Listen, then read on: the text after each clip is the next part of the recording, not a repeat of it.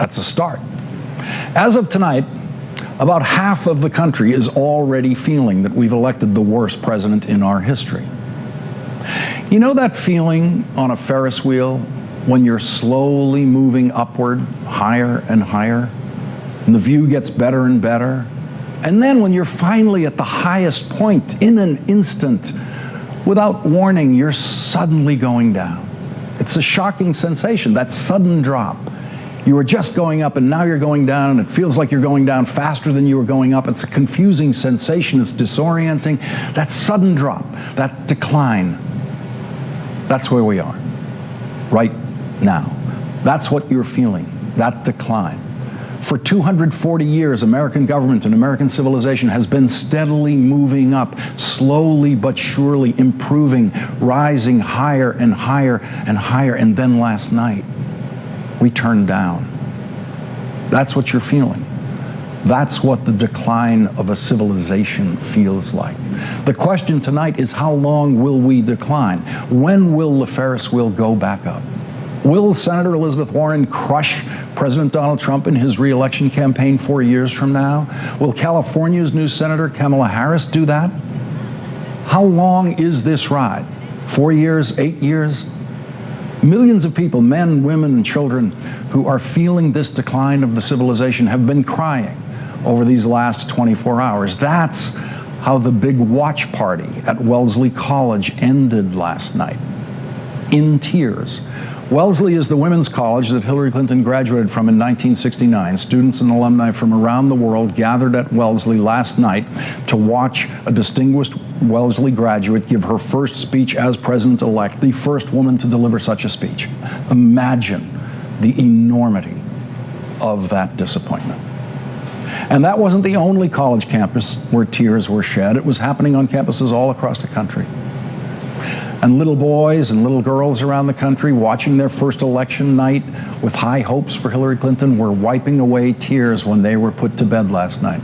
The kids whose parents don't have legal documentation to be in this country worried about what would happen to them and what would happen to their parents. Millions of families in this country are living with that fear tonight. Will they be arrested? Will they be deported? Will their children lose their parents?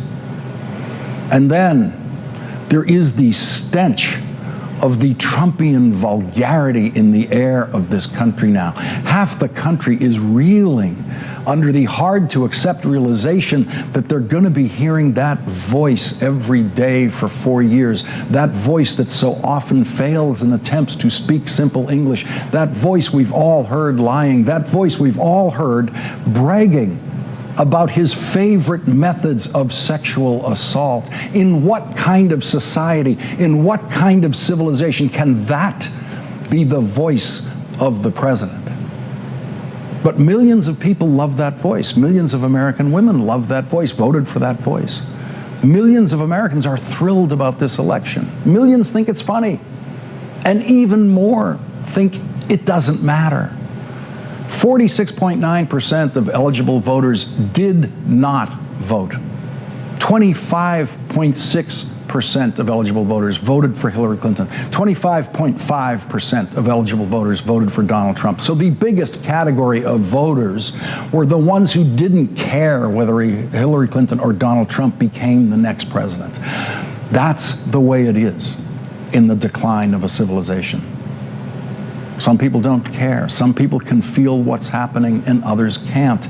Others feel the opposite. They celebrate what's happening. Every declining civilization has had their cheerleaders on the way down. Some of those cheerleaders went to Wellesley College today.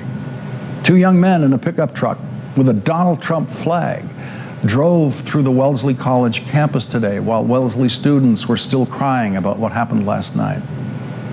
Wellesley police asked them to leave. That's what happens with civilizations in decline. People laugh at other people's pain.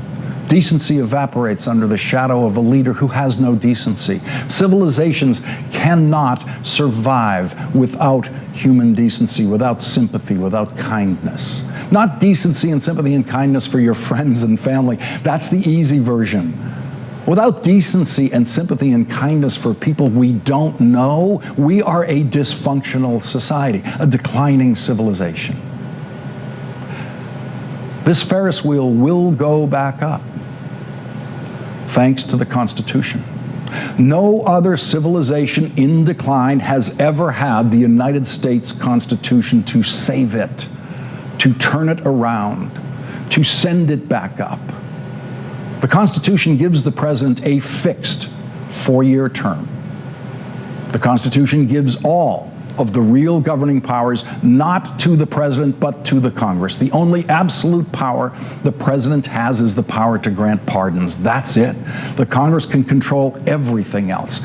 Everything else. The Senate controls all of the president's important appointments to the cabinet and the courts through the Senate confirmation process. And the Democrats in the Senate will have 2 more senators next year than they have this year. New York Senator Chuck Schumer will take over from Harry Reid as Senate Minority Leader. Senator Schumer is already well schooled in all of the obstructionist parliamentary tools that have been very deliberately granted to the minority in the Senate to slow things down, to stop the ruling party from getting carried away. If Paul Ryan's House of Representatives gets carried away with any of Donald Trump's crazier ideas, Senate Democrats will be able to make most of those things disappear using the filibuster rules of the Senate. Sanity in Washington, and to some extent the world, is now up to the United States Senate, the Democratic minority in the United States Senate. They now have the most difficult job to do that any senators have ever had to do. They are the only people who can save the country from rampant, out of control Trumpism. The Trump presidency will have its victories, but all of its defeats will be at the hands of the Democrats in the United States Senate. One of the senators the country is now counting on more than it has ever counted on its senators before will be our first guest tonight. Senator Al Franken will join us.